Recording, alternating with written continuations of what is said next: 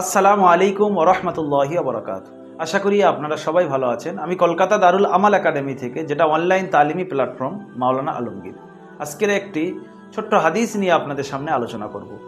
আল্লাহ রসুল সাল্লাল্লাহু আলাইহি ওয়াসাল্লাম হাদিস শরীফের মধ্যে পরিষ্কার ঘোষণা করেছেন, আল হায়াউ লা ইয়াতি ইল্লা বিখাইর। এই হাদিসের মধ্যে আল্লাহ রসুল সাল্লাল্লাহু আলাইহি ওয়াসাল্লাম বলেছেন যে লজ্জা শুধুমাত্র কল্যাণ নিয়ে আসে। অন্য হাদিসের মধ্যেও বলেছেন যে আল হায়াউ শু'বাতুম মিনাল ঈমান, হায়া ইমানের একটা বিশেষ অঙ্গ। তাই লজ্জা যদি আমাদের কাছে থাকে, হায়া যদি আমাদের কাছে থাকে, তাহলে ইসলাম শরীয়তের উপরে জমে আমল করা সম্ভব। তা না হলে অনেক কাজ শরীয়তের বাইরে আপনার কাছে চলে আসবে, যেগুলো আপনি বুঝতেই পারবেন না যেটা শরীয়তের খেলাফ। লজ্জা থাকার কারণে সেই সমস্ত কাজ থেকে আপনি অটোমেটিক বিরত থাকতে পারবেন। সবাই ভালো থাকুন, সুস্থ থাকুন, এই হাদিসের উপরে আমল করার চেষ্টা করুন। আল্লাহ সুবহানাহু ওয়া তাআলা আপনাদেরকে কামিয়াব করুন। দোয়া রইল আপনাদের জন্য। আসসালামু আলাইকুম ওয়া রাহমাতুল্লাহি ওয়া বারাকাতুহু।